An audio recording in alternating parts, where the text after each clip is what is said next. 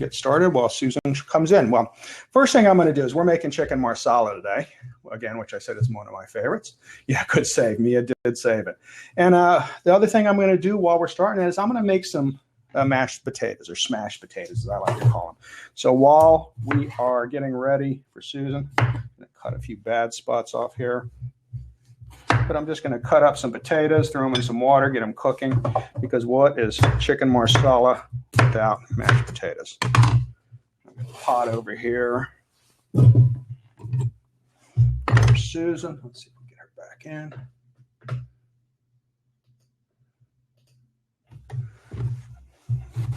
Hey, and there she is. There you are. Hi. I'm telling you, I don't know. It's my new computer. I have like the best and the fastest and everything, and I can't get on here. So we have to work that out. No problem. We can test that another time. Yeah, but hi, everyone. Look at what a great group we have today. How great is that? It's wonderful. And I was telling them I was at Full Sail this morning and kind of had things fall apart for the live show. But Mia was there with me, and she kind of saved my bacon on it and got things running. It actually turned out to be a very good show. I learned I could do it on my phone. So that was good. Yeah. Good. So look at, you look like we're doing, like a really formal, high-end, serious. We're doing a serious dinner today. Yeah, it is. It's a serious dinner, and it's comfort food. So, any way you want to do it. We have a hard time ordering chicken marsala out anywhere because it's just so good the way I make it. And it's not that it's something, and I'm just tweeting this, and you guys can go and tweet this for me too. I would appreciate it. It's not that it's anything super hard to do. It's knowing what kind of marsala to buy. And honestly, that's what it comes down to. Wow. Anyway, I'm going to do some mashed potatoes. So I've got these cut up. I'm going to add some water in and put them on the stove with a little salt. And okay. All right. So how are you otherwise? Good to see you again. How's everything? Good? Everything is good. Like I said, I had a rough day today, and I had to apologize for getting a little testy this morning. And you can see here, you can see I've got my shorts and my chef coat on. Oh, you mean we had a little drama? Well, not so much on camera as off camera, because while things are going to hell in a handbasket with me, everyone wants to talk to me. And I'm like, I came real close to saying really to shut up, but they're trying to talk to me while I'm scrambling, trying to get my computer to come back on, and they're trying to explain things to me. I'm like, yeah, ain't nothing going to happen if I don't get this back on. I know. Multitasking is not what it's cracked up to be. I'll tell you that. So anyway, and then I had an issue. Before we start, I will let you know what the issue was. The computer was running. I'm thinking, geez, I'm going to be a smart guy. Okay, and here's where the problem came in. I'm going to be a smart guy, and I'm going to use my phone as a second computer, and I'm going to use it for mobile. So I signed in under my other name on that. Then I couldn't sign off. Oh, geez. So Mia had to start the show all over again, and I came on as Chef Dennis Productions, which we're on today for the second camera, and everything went well. We showed some really cool Ford technology where the truck backed itself up. It was amazing. Really? I thought it turned. It did all the steering. He's sitting there and he's backing it up, and the truck is turning to get Wow, that's so freaky. Wow. And it had a trailer on it. Uh-huh. So backing the trailer up to where it was supposed to go without him even touching it. It was amazing. That's good. I'll tell you, that's the way you need drivers in Florida. I'm not saying, I'm not saying, but we need it with them going forward, though, not going in reverse. Right. That's true too. Oh my God. But you know what? I had this slideshow, and I'm determined next week we're going to do something that I'm sure no one else does on Blab, and that is to be able to show imagery, and for me to do my show presentation on kitchen design, and we'll get some ideas and as we go along. But this is great. I love this format. I do too, and I forgot to get my flour out. Luckily, I set the room up before I left this morning because it took me an hour and a half to get where I was going to with the traffic. and only 45 minutes to get home, so that was good. But this is, I think I was talking about, this is what I got last week. Oh, I can show it here. At Costco. Oh, what is that? Is it? It's 100% organic flour from Italy. It's a double O flour, so if you were going to make pasta, this would be the one to use. It's really good flour. So this is what I bought, and it really wasn't that much more money than like King Arthur flour, and that's pretty much what I use for everything. Okay, so have you used it yet? I haven't baked with it, but I've been using it just for, because I don't bake very much anymore because of me staying away from gluten. But I will have to try it with some baking, but I have been using it for coating and so the question is, do you notice any difference at all? Well, I don't seem to have, like I said, I haven't baked with it. I did do fried chicken with it, and I didn't have any issue with that. I had a pretty healthy coat of flour on it. But I think being that it's organic, and also that being how the wheat might be treated over there a little differently, it's not quite as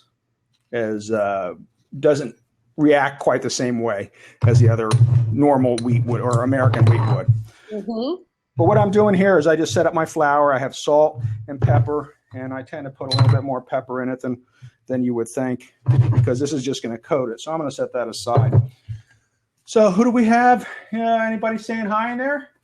Oh, well, we have Maggie. We have, I love all the new faces. As I don't know if they all know, but you and I have been doing this for over a year, and I'm sure some people may not realize that, be aware of that, right? No, I don't think they do. So Chef is he's the chef and the teacher, and let me just say that there's rarely a show that goes by that there's not at least one life-changing piece of, advice or insight or resource or anything that at least I get, and I'm a pretty good cook. Mm-hmm. So every show is different, and all the insight is wonderful. And me, I'm a kitchen designer, been a kitchen designer for 25 years, certified kitchen designer, lots of projects published over the years, and very involved in the industry. And you know what? The kitchen is the soul of the house, right? That's it. It is. I know it is for you. And Jason, you want to cook with me sometime? Why don't you pop on in if you want to and say hi? And I'd love to do something with you another time. If you want to take the other seat for a little bit, come on in. So what I'm going to start with here is I have chicken breasts, and I actually, most of the time, I make it with thighs now because I do prefer thighs. And you just want to look like, here's this little piece of, it's going to be gristle. So I'm just going to cut it out. I almost didn't notice that. So let me interrupt you. That looks to me like a regular chicken breast. It doesn't look like the super thin kind or even the thinner kind. It's just a normal breast. It was the least expensive, and it was organic. So you don't have a lot of choice in organic sometimes. You can join from the phone? Yes. You can't do a lot of things from the phone, but actually I did a mobile from my phone today, and that was an Android, so it was fine. But when I buy something like this and it's organic and it's grass fed, it's free range, it was expensive, but you can taste the difference in it. So I'll cut them down. Now you could use this. I could pound it. It would be way too big. You can see it's really thick. You'll cut it down, of course. And you know what? They're less expensive to buy that way too, of course. Well, this didn't come on the bone. I did buy it boneless because, like I said, with organic, you're limited sometimes on what you can buy. So I'm just going to cut it here, and I'm going to cut it into more workable pieces for me. And I'm just cutting it a little bit on an angle. All right, now this is a good piece. Oh, wow, you're getting quite a few out of that one. This is a little thick, so I'm going to take it this way and open it up. And I'll tell you what, we'll cut it here too, because this is nice. For something like Marsala, it's okay to have more pieces. All right, first of all, it's going to cook a little faster. All right, and this is nice. So I've got some nice pieces, and it'll look nice on the dish. This one's just a little thick. And you know what? Maggie says, buy it whole then have the butcher cut it up. It's cheaper than buying individually. Oh, I'm sure. And then you get the bones from it too, because don't throw away the bones. Bring them home with you, because if you do that, then you can make a stock out of it. And like I said, I've been using, when I have scraps and bones, if I don't have enough, I'll save them. And when I do, then I'll make some stock. I haven't making a lot of stock, but when I do have it, if it doesn't enough, I put it in a container and I freeze it. So when I do have enough stock, then I'll make soup. I have to do more of that, because you know what? Then too, when you have those winter colds or those winter, you have it already there to make a stock and a chicken soup. That's what I raised my kids on, and I don't know, it works psychologically. I said, now you feel better, right? Here's some chicken soup. Here's some noodles. Feel better. Well, chicken soup soothes more than just the soul. The stomach, it soothes the soul. It does. So, all right, so the chicken is done, and my potatoes are cooking. All right, so while this is doing, let's put this aside because I have to do a little bit more. I actually should have prepped the vegetables first. And I didn't, but we did the chicken. No harm, no foul. Let me rinse. Good. Now I'm curious. I'm a lot about sous vide cooking. So watch. Oops. Yeah, I'm all right. I'm going to watch what you do and see if that can be adapted to more of a finishing process. Mm-hmm. Once you have the breast finish, and then just make the sauce kind of thing. Well, I'm sure you can. And you're more familiar with the sous vide than I am. It's really not something, like I said, I have tried before, and it's it works. It's just something, like I said, I haven't been involved with that. I never have used sous vide, and I hear you talk about it and how good it is, so it piques my interest. Well, yeah. Plus, you just put it in the water bath, and there's not a specific time really you take it out. I mean, there is, but there isn't. So if you leave it in another 15 minutes, you leave it in another half hour, sometimes an hour, no problem. So it's good for the lazy cook. Well, that I am. Maybe that says something about me. I'm a little bit of a lazy cook too. And you'll have to forgive me sometimes when I cut. Because of my carpal tunnel, I've adjusted how I cut depending on when I cut a lot. And a lot of times you'll see me cut almost like this or like this. And that is from having to deal with my hands not working. So I have to remember sometimes to cut it the right way. Sorry to hear that. Is that recent? No, I've had carpal tunnel. I've had 2 surgeries on my right hand. Oh, my goodness. And they told me they couldn't do a third, which would have been very nice to have told me after they did the second. So, well, lucky for me, I can wear those wrist things now and then when something flares up, and that does a job. I do that, the wrist thing for a few days, good as new. Well, yes, keep doing that. And, I had gone to an acupuncturist who said she could have gotten rid of it if I gave her a year. And I said, I don't have a year. I have to go have surgery. I wish I did, because at the time I was still working, and they don't want to give you all that time off. So anyway, I've got mushrooms cut. I've got some tomatoes. I'm going to start with a classical interpretation, and let's turn this on. Oh, it would help if I plugged it in. And I love my little induction cooker. There we go.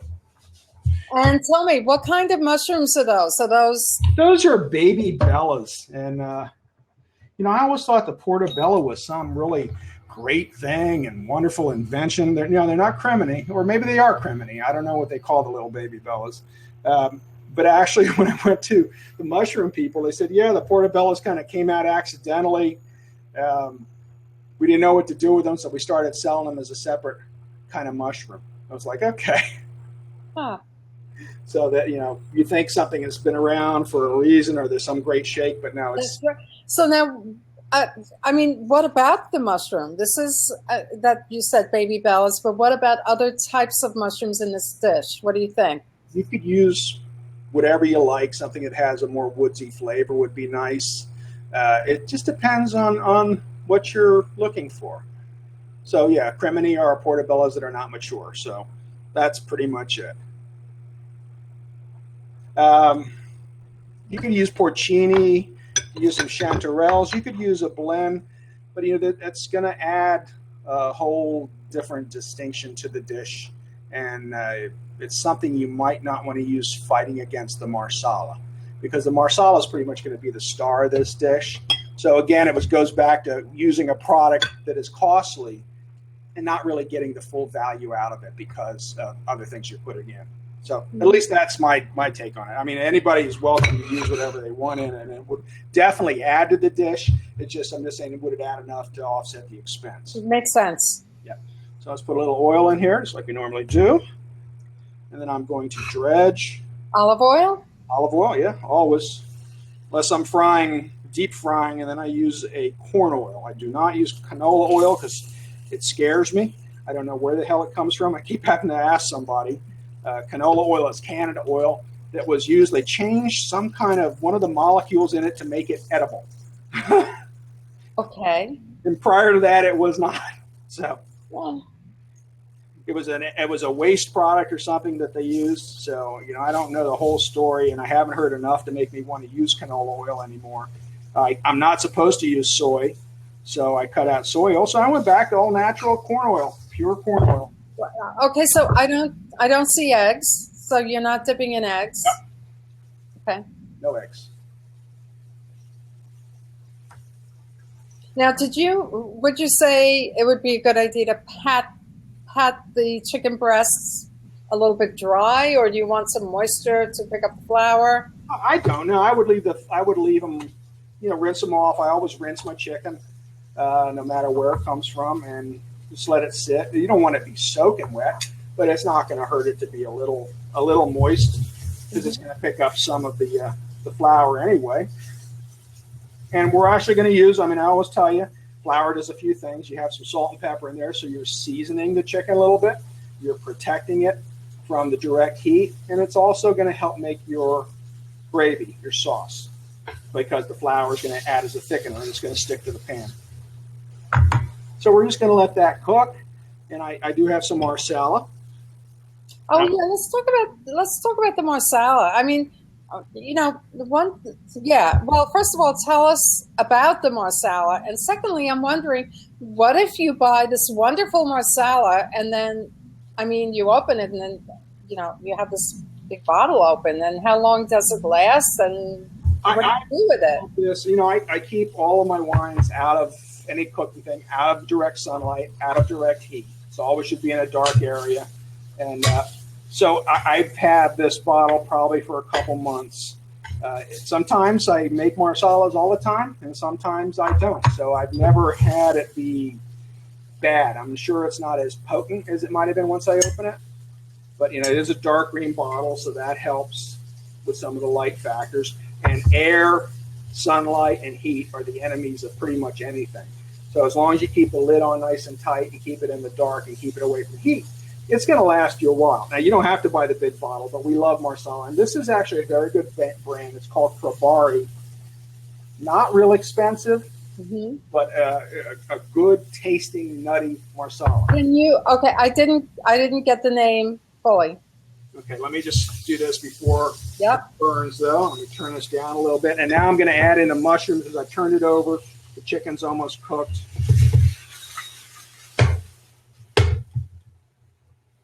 Let's get that in there, a little bit more oil. So the mushrooms are going to soak it right up, and then they're just going to dry. And by using a squeeze bottle, I always tell you, you don't use as much as you think. You really don't. It's a good way to add it in. All right, so the Marsala is Probari. Oh, Probari. Okay, good. And I have found this just about everywhere. My Marsala of choice is Pellegrino. Pellegrino is rich, luscious, flavorful, but it's also about 3 times as expensive. Oh, okay. If I was drinking Marsala, I would buy Pellegrino. I'm cooking with it, so it's not as critical. You don't want to use something that sucks, but you don't necessarily need something that's top shelf. So this has been the best so far. And you know what? I don't have a slideshow today, but I do have little bits and pieces of insights as they come up. And what occurs to me is that I have a collection of good olive oils. For example, my son just went to Spain, and he knows I love Spanish olive oil and very good quality. So I have great olive oils, and I have a bunch of different types of vinegars And so my point is, I can see putting a open shelf or two in your kitchen, a decorative shelf, maybe in a dark spot, and maybe put your collection of olives, olive oils, and vinegars, and maybe marsala out, so you will look at it and so you'll use it. Because when you put things away, it's so typical for kitchen design for certain types of items. When you put things away, oftentimes specialty items, oftentimes you forget about them and you don't use them. And how beautiful do all of these bottles really look in the kitchen. So that's actually one thing I'm going to do in my kitchen shortly, maybe this week. I have this whole big collection. It's on the counter. So it'll go on a beautiful shelf and the beautiful labels, and I'll look like I'm a gourmet cook every night. There you go. Well, let's do some marsala. Yep. And I don't know if this is hot enough, because I did turn the heat down. Not a flame. All right, I thought we were going to get a nice flame, but I've turned the heat down sufficiently. Usually I use a propane thing, and sometimes it fires up like yeah. Oh, that looks great. That looks good. So, and I did use quite a bit of marsala because it's going to evaporate. The flavor is going to build because I'm going to kick some of it out, and I'm going to put a little bit in at the end. But let's move that over. And Travis wants to come in. We'll let Travis stop in and say hi. While that's cooking. Hello again. Hi there, Travis. Hey. Hi, Susan. How you doing? Hi. And now I'm going to add in a little bit of stock, a little bit of chicken stock.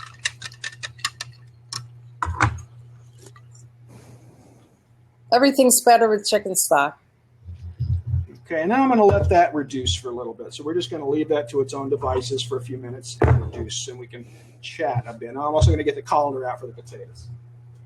Now, you know what's another real favorite of mine, which is actually a cousin to marsala, is I love piccata, chicken piccata.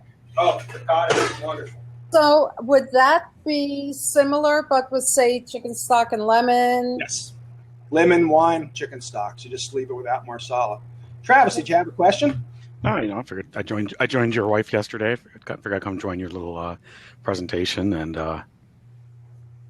see what's going on. All right, well, we're going to keep the seat open. Understandable. Thank you. Thanks for stopping in. All right, bye. Yeah, guys, if you have a question, you're welcome to pop in and ask the question. We're happy to have you come on in with us. So, yeah, if you're going to do a piccata, I would hit it with a little white wine to stop the cooking, and then use your lemon juice. A little lemon peel is always nice, and then if you want to use capers are good in it. That was exactly what I was going to ask you, if that's, okay to use capers. Sure. Or if it totally, conflicts with the wine. No, not at all. Capers will give it that little bit of salt. My potatoes are done. Hi, Jason. Hi. Good to see you. Jason's here. Jason, good to see you. I'm just hoping my phone doesn't die. No problem. You stay in here for a few minutes and say hi, and good to have you in. I'm glad you finally joined us. And I'd love to do something. Let's figure out. You can email me. It's AskChefDennis@gmail, and we can work something out and come on. I'd love to bring you on cooking. Perfect. I'd love to cook with you. Right? Just thought I'd drop by and say hi. Hi, y'all. And that marsala is looking delicious. It does it? You know what? It's just that savory, sort of texture and comfort food. It really is. I mean, mushrooms, you have the savory from the mushrooms, and, the wine and chicken stock. I mean, it's a good thing. Now, at this point, you could just thicken it, serve it. It's chicken marsala. But I'm going to show you what I'm going to do just to kick it up a little. And I could have put these in if I knew I was going to do this early. I could put the tomatoes in when I did the mushrooms and let them actually saute a little rather than boil. But we don't always get to decide what we're going to do. And then I'm going to add some spinach in and add it. Oh, wow. That's a whole other concept in chicken marsala to me. So now we're just kicking it up a little bit, making it a little different. It's almost like if you think of a what's the dish I'm thinking of? Oh, my mind is going to blank. Saltimbocca, where I put a little sage in it and then top it with a little bit of prosciutto and fontina, I believe. So this is almost like taking this together without the cheese. But, there was a day that I would do this in a smaller portion for a single serving and then just top it with the cheese. And it doesn't have to be fontina. It could be provolone. It could be mozzarella. Pop it in there, and then it would go in the oven just to melt, plate it, and send it right out. Of course, it wouldn't be quite as wet. But one thing I've learned about Marsala is it's always good to have a little extra sauce because it's so darn tasty. Now I'm going to hit it with just a little bit of heavy cream. And all the heavy cream, that little dab of cream is doing is changing the texture, the consistency, and just a little bit of flavor. It's not doing anything else, but it makes a world of difference. And you could use sour cream. You could use Greek yogurt. So if you don't want to use heavy cream. But it just really makes a difference. That looks Hey great. guys, I'm down to 1%. Sorry, I'm going to be dying here on you. What's that? Thank No, you. don't die. Don't die. Come back to life. Now I'm going to make Susan happy. I'm going to get the butter with my fingers. I love it. Yep. Classic Chef Dennis. There you go. And this is hard butter. All right, so the butter is now going into my flour, Wow. right? Because I'm making a beurre manier. Okay. That's a fancy name for rolling your butter and flour. Okay, now at this point, I'm going to shake off the excess butter or flour, and that's going in my sauce, and that's going to thicken my sauce. You know what? This is such a good. I mean, it's an easy weeknight dinner, but you know what? So often on a weekend night, it's my husband and I, and we don't want to go out, but I want to make something different than a weeknight dinner. Something a little better. This is an upgrade. This dish is an upgrade, I think. Make a little salt. Yeah, it is, and it's not. I'm actually taking a little longer than it would take, just while I'm explaining and doing things. Mm-hmm. So you can Now, is that a nonstick pan? No, this is a tri-ply that's induction ready, and I don't really use nonstick. I'm not a big fan of them unless I'm making eggs, and then I'm a fan of them. Yeah. Hey, Dustin, come on in if you want. Say hi. Dustin Stout's in the house. Oh, cool. There he is. There he goes. All right, so this is pretty much on. Hey, Dustin, how you doing, buddy? Dustin? I'm Hi. great, man. Susan, Sarah, good to meet you. You too. Why aren't I following you? Here, I'm following you now. Oh, well, you better be. Yeah. It would ruin my day if you were not. Oh, well, no, I wouldn't want to do that. So anyway, chicken marsala, it's basically done. All right. And, if you make a lot of it, like I'll always make extra because Lisa will take it to work the next day for lunch. It reheats very nicely. All you have to do is add a little more liquid into it to reheat it up, and you're good to go.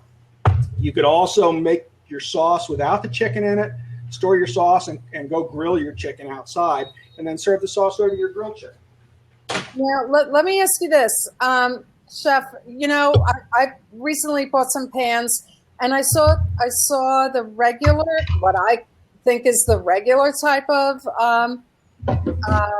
pan, and then I saw these saute pans where they have a sort of straighter, taller, maybe an inch or two taller edge to it. Mm-hmm. But it's not quite a regular pot, and it's not a regular frying pan. I guess it's a saute pan. Do you know what I'm talking about? Deep saute?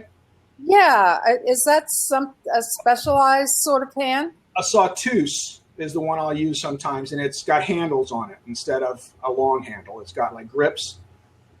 So it's but one like a frying pan, but it's a skillet then. The skillets will go up. I don't know if it's a technical name. With grip handles, it becomes a sauteuse. Mm-hmm. That is like my favorite all-purpose pan because a sauteuse you can build like that. When I make jambalaya in a couple weeks, I'll use the sauteuse. Yeah. Jambalaya. If I make paella, I'm using the sauteuse. Well, this is awesome. I was just browsing the Blab homepage, seeing what familiar faces I could find, and I saw yours, Dennis, and I was like, oh, I gotta go in and see what Dennis is doing. And now I'm glad you did. I've seen you've been doing stuff, but no matter when I'm on, I don't seem to catch it. So I'm glad you finally came in. Yeah, I'm sort of in and out as much as I can be because just got plenty of work to do. But man, now I'm hungry. Every Wednesday at noon we do this. See, I just had breakfast like an hour and a half ago. There you go. I know that's the only problem with being on the West Coast. On the West Coast, you guys are having lunch by the time I finish breakfast. Well, this is actually going to be dinner tonight. So nice. I'm going to reheat everything. And these are smashed potatoes. I leave the skins on, and these are organic potatoes. So I can do that. And, I used to peel them down all the time. I'd get out my KitchenAid mixer. I'd throw everything in the mixer. I'd get them nice and fluffy and perfect. And I went, they're okay. And then one day I did this because I didn't feel like getting it down. I went, oh, these are better. They got a little lumps in them. They're not perfect. I haven't done that yet. And I mean, what's difficult? You don't have the pressure of making them perfectly smooth. No. You have a pan, you cook them, and then what did you add? I didn't see the process. You had the potatoes. I added butter, and I added heavy cream. So it doesn't have to be heavy cream. I don't have milk in the house anymore. So I always have heavy cream, but I never have milk because I'm not supposed to drink milk, and Lisa really doesn't.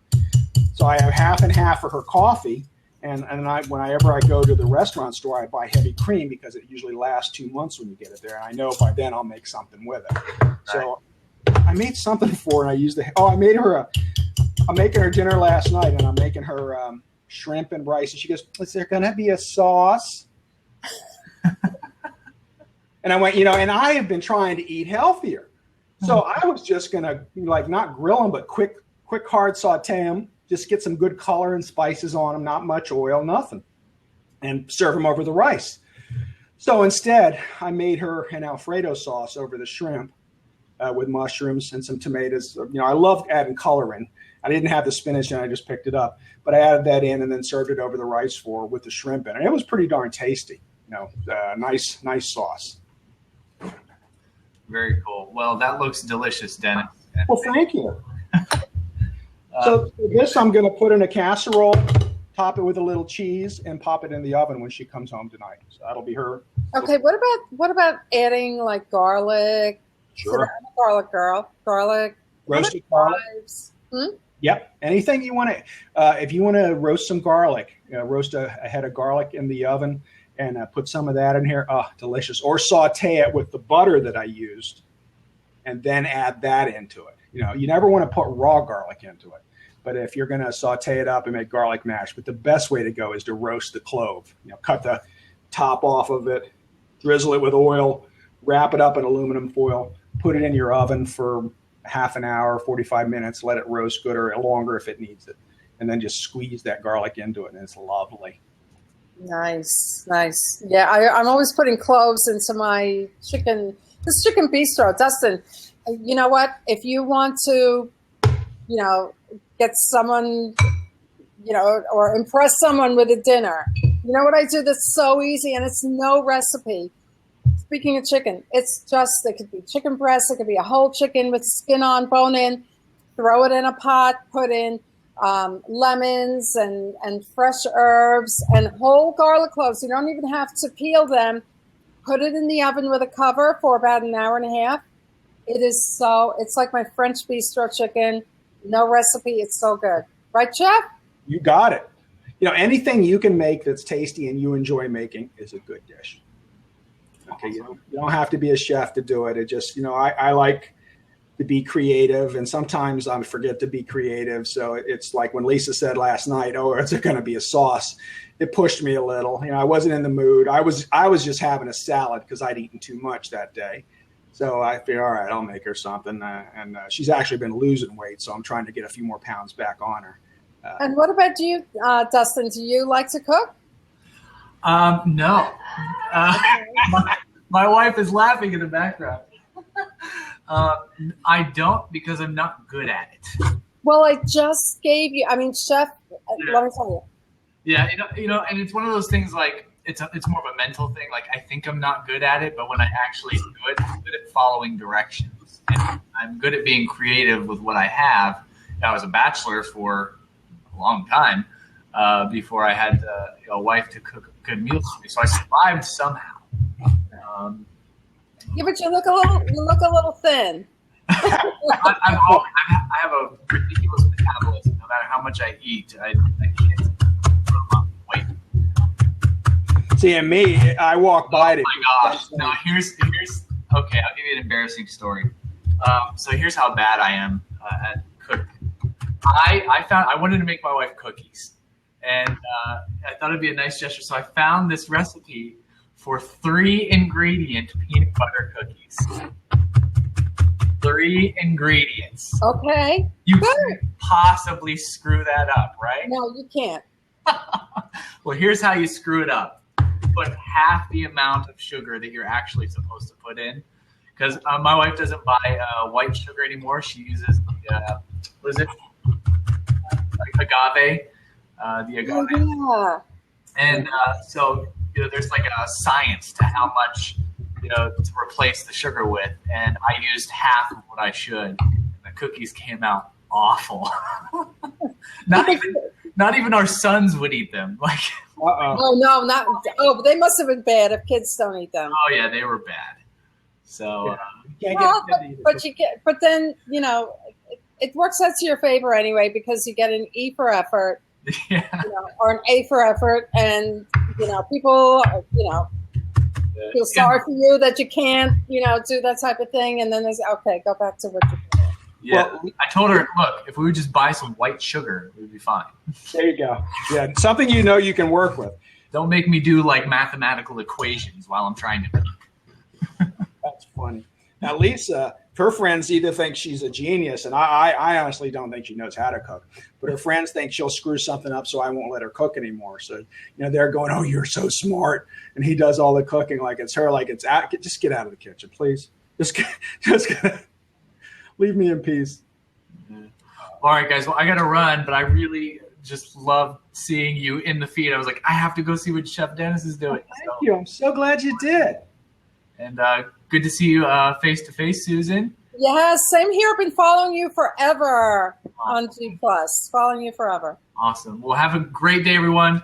You too. Apple event coming up in 27 minutes. So I'll try to jump in. Okay. See you later, guys. Bye-bye. Well, that was great. Glad he stopped in. And so that's it. If you have any questions about the chicken marsala or would like to come in and ask anything, please do. Here's Travis again. What we got? Yes. Hey, Travis, how you doing, buddy? I'm good. Oh man, I wish I could have come in like when you were making that marsala. I'm such a big time foodie, and Italian dishes like that, anything pan fried and deglazed with wine, that's my forte. Okay, so what's your version of marsala?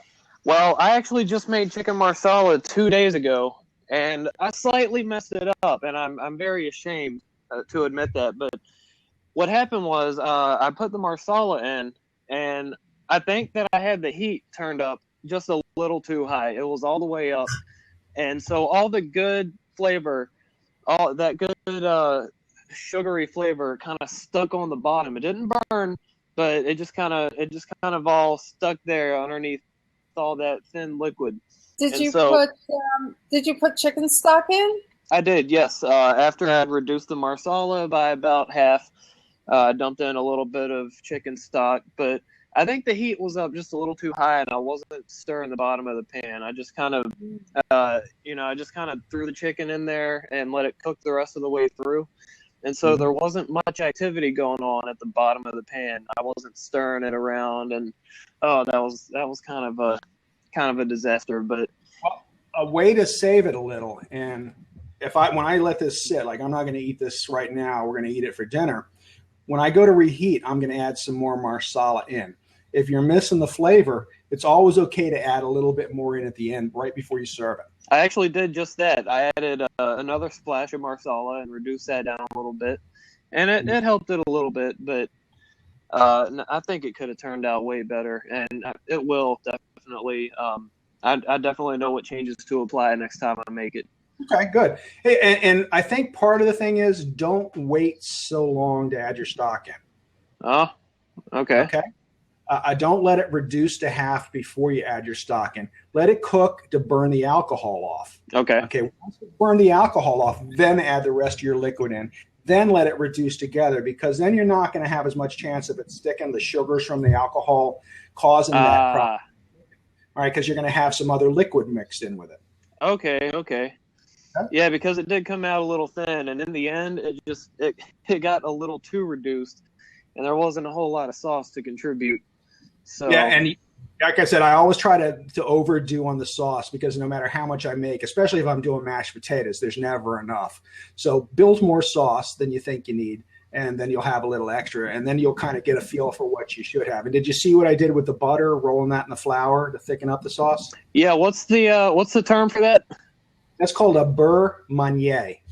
Okay. And beurre is French for butter, and I honestly don't know what manier is, but it's a beurre manier. And any sauce that is too liquid that you want to thicken up, like if you're doing a white wine sauce, same thing. Every now and then you'll see a little bit of the flour. If you put too much in, we'll have little dots, and you'll notice them. But it's not usually that bad, and the sauce creams out. And then don't be afraid to ever add just a few drops of cream. Like even in a chicken picante, if I want to mellow it out a little bit, smooth it out, or change the texture, I'll add just a few drops of cream into that. So it's a little creamy. The butter will make it creamy, and you could add just plain raw butter in at that point and whip it around, and that'll make it creamy also. Yeah, that's usually what I do with pan sauce. Is like chicken piccata is one of my favorite dishes to make, and that's one of my favorites too, for sure. And hey, I just go ahead. I heard that you mentioned capers earlier. For me, capers are not an option; they have to be in there. It's just not chicken piccata for me without it.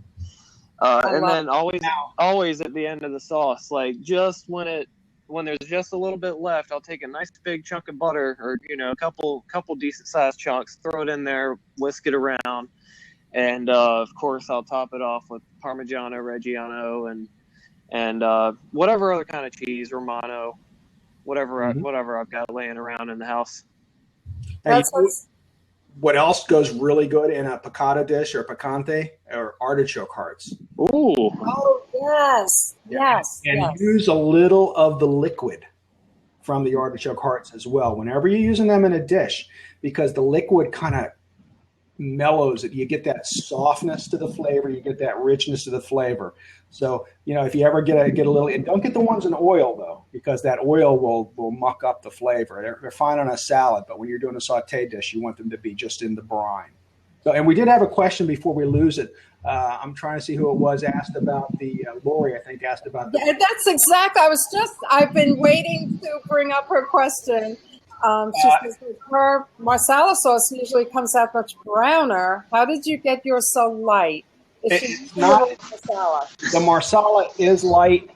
I think you can see some brands are darker. And I wanted to talk a little bit more about marsala. Like this does not have a dry or sweet distinction. This one, but you can see how light this marsala is. Some I've had are quite darker, and the color will come from that. The other color change could be like I used to use a mixture of beef and chicken stock. Beef stock would also make it a little bit darker. This is a little light, and I've gotten used to this color for my marsalas now since I've been using this. The other thing, and you'll hear a lot of people tell you, oh, no, that's wrong. If you have a choice between buying sweet and dry, buy sweet. Flavor is going to be much this dish. Dry marsala. I didn't hear that. If you have a choice between what? Buying a sweet marsala or dry marsala. Hey, what brand of marsala is that? That is Kribari. Okay, is that an import? It is. It's a California. Okay, California. I was using Taylor. Just like the only marsala that I could find in Food Lion. Yeah, and sometimes you're restricted to what you can find. And I've used Taylor, and Taylor's okay. Yeah. I mean, you use whatever you can get. This is not a very expensive marsala, And I was using Pellegrino, which is the best. And I use sweet if it comes in either. Sometimes it doesn't, sometimes it does. But Pellegrino is just so rich and thick and really is good. But a small bottle is about twice as much as this big bottle is. So, again, we eat a lot of Marsala sauces, or I use it in cooking. I go for the bigger bottle and at the less expense because it tastes good. If I use a little bit more, it's okay. But this is a very good all-purpose Marsala, but Pellegrino is the best that I've used. So. And Katie's Head Design says that she hopped on late, and where's the recipe? This is such a flexible recipe. We would probably encourage her to, since we're recording it, to just take a look at the first 10, 15 minutes, and then she can see the process. But it really is flexible. Yeah, and I do have them on my blog. So anybody goes to AskChefDennis.com. This is actually one of my older recipes, and you'll find some variations. You'll find a Marsalina that has the tomatoes and the spinach in it, or a plain straight chicken Marsala. And I think you'll see it with a zucchini blossom on the plate with mashed potatoes. That was my zucchini blossom face. Oh, and hey, I like that little touch with the spinach that you added to the dish. I like that. Again, it's, and it could be any other green you like too. It just changes it. It adds to it, and it makes the dish a little more fun. And I always like to add color in, and tomatoes go very well with it as well. And like I said, I would have put the tomatoes in when I did the mushrooms, but I wanted to make it just the classical way first and then add into it to show you guys. I mean, I'm telling you, I'm going to say it again. That is a Saturday night dinner.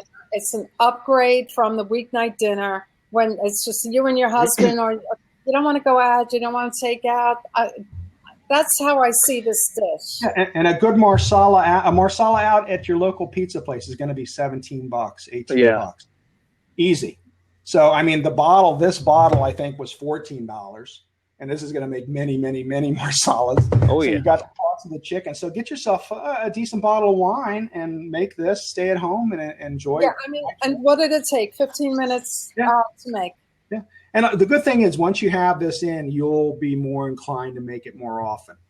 And, and again, I could make this, put it in the refrigerator. Like if I had time in the morning and felt so industrious, cook it in the morning and then heat it up at night. So, Chef, what do you serve on the side, aside from the chicken Marsala? Well, I just made some mashed potatoes. Can't go wrong there. All right. Total comfort Yes. food. Mashed potatoes, because they got the skin on, and I did them by hand instead of using my mixer. So actually, I'm going to put this in a little casserole dish, and I'm going to get some cheddar cheese, and I'm going to shred some cheddar cheese over top of it, and I'm going to bake it. So when Lisa comes home tonight, you'll have a nice little and that way, when I use the casserole too, I'm not inclined to make too much, and it's that small little casserole I have. So again, I don't have a lot of leftover, and I don't eat as much as I used to, because you want to eat something really, really good, but quantity. Hey, now quantities. Can I ask a question that's a little off the topic of chicken Marsala? Still food. There's my all-time favorite dish to make. I don't know if it's already famous, if it's already a thing, but have you heard of the Food Wishes blog, Chef John? I do not know. It sounds familiar, but I don't know why. Well, yeah, he does video recipes on YouTube. He's pretty popular.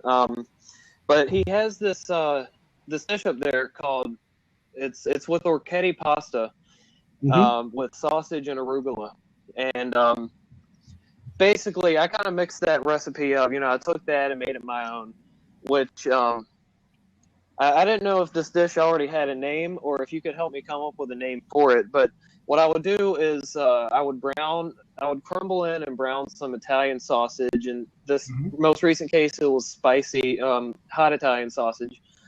Let's see, I added in some anchovy paste. Oh, I had the onion, started with the onion, of course. Put a little anchovy paste in there. You'd be surprised that, if you've never done that, the difference that it makes. Some capers, lots of garlic. And then in some cases I'll add a white wine and reduce that down a little. And then pour in some chicken stock and season to taste. And then in that same pan, I'll dump in some bow tie pasta. And I'll just basically do it like, what is it? What's the rice dish? Mine's drawing a blank. Orzo or no? No, A jambalaya? the one where you keep stirring the rice constantly. Oh, Risotto. yeah. Risotto. I made it like a risotto in that I dumped in the pasta in the same, pan with everything in it, and I would just keep cooking and stirring and adding more and reducing until the pasta's done. Add kale and red peppers toward the end, and finish with, again, whatever cheese, Parmesan, Romano, maybe even cream cheese. And oh man, does that pasta dish have a name? not that I know of. It sounds pretty creative though. I'll give you a hint. When I was in my days when I was first starting out, and I didn't have a clue, I was trying to kind of figure out where the base ingredients came from in Italy, and then I would pick a town in Italy and call it that. So, or a region. Those were the early days. So no, you sound like you invented something. So just give it your own name then, and see if it catches on. Take some nice pictures of it. Post. You have an Instagram account? I do. I do, but I never use it. But I've got all kinds of pictures of it all over Facebook. Okay. I'm sure my friends are getting annoyed with it. Have fun with it on Instagram. That's my favorite social media other than Blab right now. Yeah, well, I'm going to go ahead and jump off of here and make room for someone else to hop in. So thanks for having me. No problem. Thanks for joining us. All right. And you know what else? What makes me think this dish? It's an elegant. I would call it an elegant dish, and I'm thinking Saturday night at home type of thing. And along with that, I'm all about design and then the kitchen and the house, that type of thing. But I think what you want to take that. Maybe you want to take that out of the kitchen. Maybe you want to set up another dining area. I think one of the best, most enjoyable things to do is to set up a dining area, even a portable one, or get those little tray tables in different parts of the house, in different rooms, in unexpected places, to just have a change. I think change is so important in your interiors, to change things around, move things around, have a different type of dining experience than the same one over and over. And it's very easy to do. And especially with small, elegant tray tables, you don't have to have a whole table somewhere else. You don't have to go right to the dining room. Bring them into the living room, and then it's just so good for the spirit, don't you think? Oh, absolutely. And in fact, we just got a small patio table with 2 chairs for outside in our outer area, because I want to be able to sit out there in the morning and drink my coffee and then have dinner out there. It's Florida's getting really nice now. This is our summer. We're heading into really, in July and August, I don't want to call it summer. It's more like Dante's Inferno. But September and October are just beautiful. So I like to sit out there and eat out there. And you don't have to do it all the time. Sometimes we eat here at the counter just to break things up. To make Exactly. That's so important, for the spirit, and it changes scenery, and change is good. Change is good. Yep.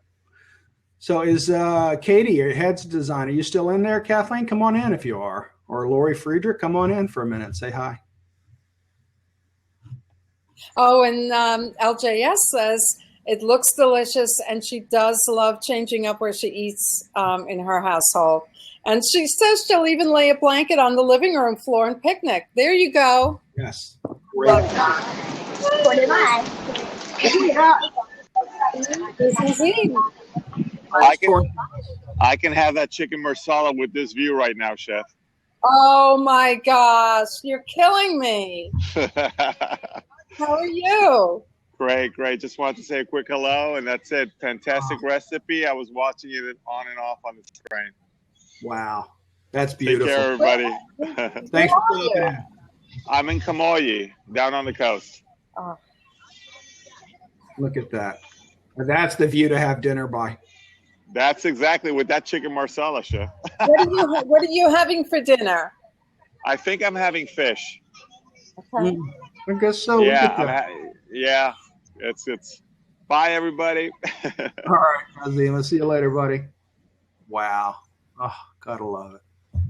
He does that to me all the time too. He'll be anywhere and just all of a sudden ping me and shows me these gorgeous views, or sometimes the train station. I know, he's always traveling. He's always going to these amazing places. I love it. I love it. I live vicariously through him until I can get back to Italy. But, well, guys, if you don't have any more kitchen questions, that's about it for today on the show. It was a lot of fun. A little bit, not quite as long. Oh, Karen's there. Where's Karen? Karen should come in. No. Oh, I don't know if I saw her. Let me invite Elaine in. Hey, Oh, Elaine. okay. Hey. I'm sitting here in my kitchen. Hi, Elaine. And my quick question is, Yes. you know, there's chicken marsala, which you have beautifully shown us. And when I saw the Indian dish called chicken masala, chicken tikka masala, I mean, I've grown to love it. And I'm just wondering, have you ever ventured into Indian territory with chicken tikka masala, M-A-S-A-L-A? I have made chicken masala before. I made it at school. And the only reason it's not one of my favorite cuisines, and I don't mean to offend anyone. It's just that I don't know enough about it, and I've never been presented with enough of it. I am coming around to the spices, and it was the spices at first that kind of threw me, but I have been eating them more. So I may be delving back into that cuisine. I need to find someone who really knows how to cook properly Indian cuisine. You know, I have made chicken tandoori for many, many years, and marinating it with yogurt and lemon and garlic and what else? All of those wonderful spices and you know, just kind of marinating it sometimes for close to a day, and then putting it on the grill. And it is such a crowd pleaser. Don't you love it too, Elaine? It's the same thing really as tikka, except the tikka is in the little chunks, correct? You know, I'm not knowledgeable about the terminology, but I know the spice combinations that are in the masala sauce. I just love. It's a little creamy, it's a little tomatoey, and it's Indian spicy. And I'm lucky to have a very good Indian restaurant, the Sizzling Bombay, very close to me, just right around the corner. So yeah, we do too. We do too. The problem is, Lisa is not real fond of that. Her sister used to take her to places that probably were not as good, and she's since, you know. So if she doesn't want it, then I don't eat it. You know, it's like, yeah, and you have to be cooking and showing what you feel comfortable about, and you really love eating. You know, that's what makes sense. This is my friend's book, and actually Allie's going to come on and cook for me on one occasion. But this is, I had said before, this, if you're going to buy any book this year, this was the book to buy, simply because it's lovely, the flavors. And she talks about, and what's getting me to try them again is she talks about roasting some of her own spices, like getting them whole, roasting them, and then grinding them fresh. And let me tell you, that makes a whole lot of difference in the flavors. I have that book on my Kindle. Oh, this is. I mean, actually, not. I don't have a Kindle, but on my computer and all my devices, I bought the downloadable version of that book in Amazon. So I have it. You know, you bring your computer into the kitchen, and so it's so convenient. Yep, I absolutely have that. It's a great book. She calls them boholicious sauces and spices. And she is just amazing. So if anything, she's getting me. And I did get my spice grinder, and I'm still looking for a source to get some really good, fresh. If LJS wants to know the name of that book, I think it's Allie's Kitchen. It's Allie's Kitchen, and it's called A Passport. Let's see if this. Allie's Kitchen, yep. A Passport for Adventurous Palates. And I just want to give a shout out here to Brittany Metz of Team Blab is in the house. So I'm going to jump on out, and maybe she'll come on in. Come on in, Brittany. All right, see you later, Elaine. Come on in, Brittany. Say hello. We've been cooking up. There she is. Oh my God.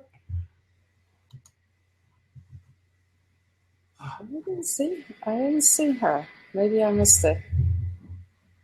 There she is. Hey there. From a different camera. Hi.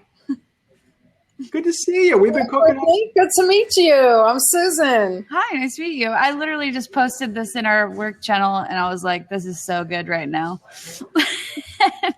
Thank you. You're making our developers starving, though. Every week. You know, Brittany, we've been doing this for over a year. And I'm a kitchen designer, so I talk about kitchens and sort of the holistic, form and function. And then Chef, I'm telling you, every week, Chef brings some nugget of wisdom and something life-changing, a little thing that's life-changing every week. This is great. And the multiple camera, it's just like, oh, God, I have to look at food this whole time. See, that's the good thing with it. When I was on Hangouts with Google, I'd switch the camera back and forth this way, and someone had said, I had it set up so it was just mostly me, and someone said, we need to see more. Mm-hmm. So I had to back the camera out. I said, I'm getting used to showing a whole view of me in here and the pan. Yeah. But yeah, I love it. It's just awesome. Yeah, the food would have to make a lot of noise to like take the camera. So yeah. Well, I would switch back and forth. It took me a year and a half to realize I could use a wireless mouse. I feel so ashamed. Did you see? I did one this morning. Now, I had some computer problems myself. It was nothing to do with Blab, but I couldn't get enough bandwidth. And we did a mobile. Mia Voss restarted the show, and I joined mobile with Ford technology. And I showed the Ford new technology with the truck that backs itself up. It turns the steering wheel by itself. Oh, cool. I actually sat in the truck and showed it on Blab, and then I showed their new electric bike that they have that folds up and fits in your car, so you can continue the last few miles on a bike to get to where you're working. Awesome. A few years from now, no one's going to know how to drive. I know, that's true. That's true. Well, if you've ever been to Florida, that's already the case. But You said it. I didn't. I said it before. You know what, Brittany? I mean, I should do one on kitchen design. Chef was telling me, I'm a kitchen designer, and he said we should do one on design. So many topics of home and garden. I think is a hot. People are interested. Always interested in that. Definitely. I love the red cup you got going on. My solo cup. I'm telling you, I'm a no frills kind of guy. And only because I have carpal tunnel, so I drop things a little more frequently than I like, and I don't want to break glasses around here. So, but good call. I'm a Toby Keith kind of guy with the red solo cup, though. Awesome. I just want to say hello. I love what you're doing here. This is great. So I'm going to hop off, but carry on. Thank you. See you later, buddy. Bye-bye. So, see, Blab does care. They're here. They're with us. They stop in shows. They see what's going on. It's a great thing. So it is. It really is. I mean, I don't know why they can't invent, to give a fork to everyone. And then, that's what we need to do next. They should be able to. They can do everything else. They can send a man to the moon. I know. Or at least smell-o-vision, something. But I don't know.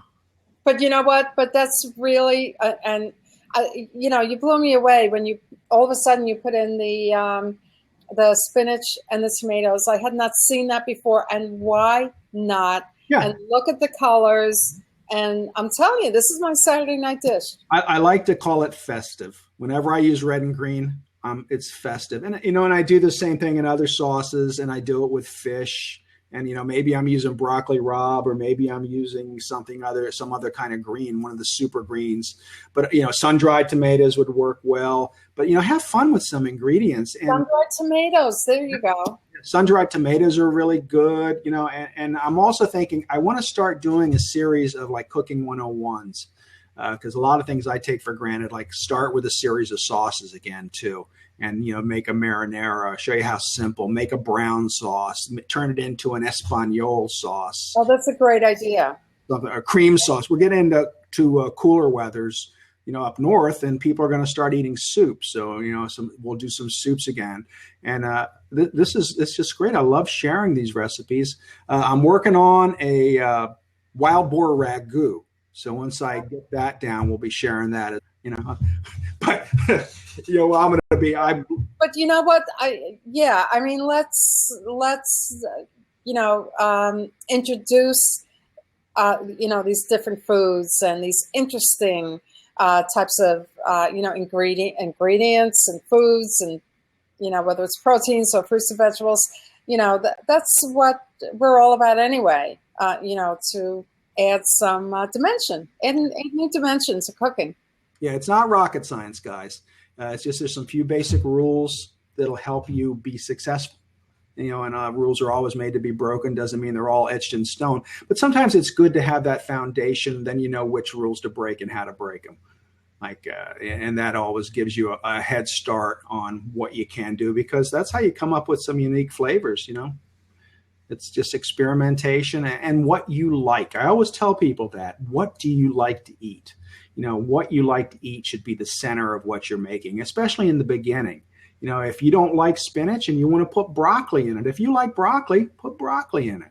If you wanted to do asparagus spears in here, if you want to forget the spinach, put some cannellini beans in it. Oh, wow. But you know what? This is what is important to give people confidence. Yeah. And, I've cooked forever. I love to cook. I like to experiment a little bit, but only to a point. So I think to encourage people, to add this, add that, I think it adds confidence, even to cooks like me who, make a lot of the same things and are interested in, expanding the repertoire.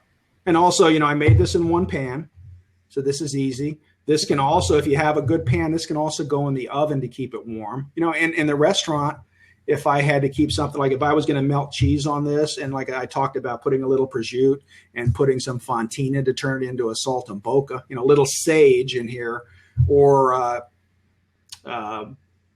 chicken seasoning. What is the chicken stuff we put in stuffing all the time? That one. Put a little of that in it if you don't have sage, and serve it with this and melted cheese on it. Put it on a plate. It looks wonderful. Or serve it family style on a big platter. Remember, you can always do family style if you don't when you serve things like this and pass them around. So who is that? Hang on, Chef Dennis. Let me get rid of that. That's my mini cam I was playing around with earlier. There. There you go. Hey, I love your cooking shows, man. Thank you. They're great. And I've been following you and jumping in on some of your blabs here and there. But one quick question. You ever think about doing like outdoor grilling type? We have. It gets a little trickier for me. And actually, your grilling season is not my grilling season, because in the summer, it's like 112 outside. Yeah. So for me to go outside and cook, it's not always productive. Like, I have to do my stuff outside early in the morning or late in the evening. So if I did one, it would probably be about 6 o'clock Eastern time. When I could do something outdoors. Now, though, that being said, we're going into our really nice time of year. Fall for Florida is like summer for everywhere else. So, I'll get out there a little bit more. But I have done some grilling. Susan, did we do one? I went back and forth, I remember. We did. That show was, maybe last year. Yeah. Wasn't it? The logistics of it get a little crazy. Yeah. It's always easier if I'm in the kitchen for me, and I'm able to show more. But, it's not, again, we may do some, or maybe I can bring someone on that is a griller and start the show and let him be outside the whole time. Yeah. Or, like for a lot of grilling I do, you do a lot of prep in the kitchen before you ever get out there. Yes. So. Whoops. I think you can go ahead and but anyway, we'll be doing more and become more creative with what we do, and try and bring some other. I'm going to be bringing some other cooks on different times. I'm trying to get more people to use Blab, because I love Blab. So Allie's going to come on and do some with me, and I'm reaching out to some of the network stars that I know, trying to get them on. But sometimes they're so busy. It's not that they don't want to come on and do it; they're just so busy they don't have the time. Yeah, is what it is. So yeah, okay. Well, I was just curious whether or not you did, or have any of those around. So it'd be nice to see. I do grill, and I've been grilling even more. Charbroil contacted me early in the year and said, "Hey, can we send you our new charcoal grill?" And I'm like, "Yeah, I got a Weber out there. Sure, send it." Sent it. I used it, and I was like, "Oh my God, I love cooking on charcoal now." So everything I do outside now, I do on charcoal. So maybe we will. I can drag it. It'll be easier if I can put it out on this side of the house instead of the back where it normally is, and I can run the wires because I love doing more wired in. And again, I'm on Wi-Fi then. And with HOAs with Google, you've really had a hard time with Wi-Fi. Blab is not quite as bad, so Yeah. it make me a little more mobile. Or you could, maybe use Bluetooth too. Mm-hmm. Well, you know what? I had to do one on my phone today, so now I'm not afraid of that anymore. So I have a new Note 5 that is just fabulous. So I may be able to take that outside and come back in and do that a lot easier than hooking up the whole computer rig out there, because that worked pretty darn good. And on Blab, as long as you have someone else like Susan's in here, as long as Susan is running things while I'm out there, everything's cool. I have that same phone, the Note 5. It's great. I love it. It takes like good pictures. Does a lot. Yep. Yeah, love it. But, all right, guys. Well, I'm going to jump off. Nice to see you. Thank you. And we'll keep in contact. All right, guys. Well, that's about it then. Were there any other questions? I have altered ground beef with buffalo meat and made my spaghetti sauce so dynamic. And I do have some bison in there. And if you look on I haven't done the post yet, but on some of my other pictures, Instagram and Facebook, I posted a bison porterhouse that I grilled up that was freaking awesome. Yes, I saw that. My God. I have not had that. I mean, venison I love, totally different animal. Bison I have not tried. And all my eco-friendly, healthy people were like, "Oh my God, it's so good, bison!" And Leah Segedy wrote down bison, and she put in her parentheses like Homer Simpson. So it was. Now Lisa has a hard time with them. If I didn't tell her it was bison, she didn't notice nothing. Same thing with the wild boar. If I had just told her it was pork, she wouldn't have noticed anything, but because it's different, she has a difficult time with them sometimes. But I'm loving these meats, and they taste more like meat's supposed to taste. So at least that I remember. Like I said, I haven't had a steak in 20 years, so to me, this tastes like beef. But I got nothing. What about a steak in 20 years? No, I don't eat beef. I mean, I just started after I lost my weight. I just started eating beef again, and only in cheeseburgers, because I was never a big steak fan, or roast beef, not at all, really. Oh man, I just went to Ruth's Chris on Saturday night, and with my family had the best porterhouse for two. Oh, sure. Good. But I just stopped eating it. But this was, and I said, well, I got nothing to base it on but memory, and that's 20 years old, so it tastes like beef to me. I don't know. Oh. And then she had a problem because I ate it pretty rare. She goes, "It's blue." I said, "Oh, it's not blue. You want to see a blue steak? I'll make you a blue steak. It's called a Pittsburgh, black and blue." Oh, well, that's a good start. We could do some of that, in the fall. Yeah, absolutely. Well, guys, short ribs. I think that was it. Good. I was trying to go lean on the meat, and that's why I tried the bison. It is a leaner meat, and that's the one thing you have to think of. It's not as much fat. Although I do have some bison shanks in the freezer that I want to try, and they've got all that nice marrow inside. So I'm anxious for that because that's like butter. That's only better. Now that would be good for sous vide because it's lean. The bison, I bet. Well, actually, the company I'm working with, Texas Natural Meats, and we don't have a contract or anything, but they said, would you look at our meat and tell us what you think? So I'm sure, I got no problem with that. And I really like it, but they're working out a deal with Whole Foods. There's something holding up the bison, doesn't quite meet their criteria, but they want, or not with the wild boar, they want the bison. The wild boar doesn't quite meet their criteria. So they'll probably be selling this brand of bison in Whole Foods. And they also have, all these that they look very high quality. They look it anyway in Trader Joe's. Yes. Trader Joe's is an excellent company. And I tell you, the other store I haven't been in yet, but Christopher Vogel was telling me about, it was two cousins or brothers that actually, the father had it, and they broke apart, and one was Aldi's and the other's Trader Joe's. So I have not been in an Aldi's before, but I want to go in because I hear they're not quite what I thought it was like just a cheap supermarket, and evidently it's not. So I have to go check one out. We have one in Orlando. So Cool. But anyway, guys, that's it. That's it for today. I forget what I'm making next week. I don't know if next week is tiramisu or let me look real quick. Let me pull up my profile. I have to open another window. Tiramisu could work. What's that? Tiramisu could work. Yeah, well, I haven't made that in a while, and I have some mascarpone in there, and I have ladyfingers, and I have the technology. So here we go. Yeah, next Wednesday, we're going to make tiramisu, and you'll see just how easy it is to make my favorite dessert and one that people will go bananas over. And then on the 23rd, we're going to make chicken pepperoni, which is wonderful. Good. And on the 30th, we're going to do a skillet jambalaya. So nice. I love that. And I have been better. I'm scheduling these out on Blab, and we will also be sharing the links on G Plus so people can hit. But just remember when you see it there, it's on Blab for now.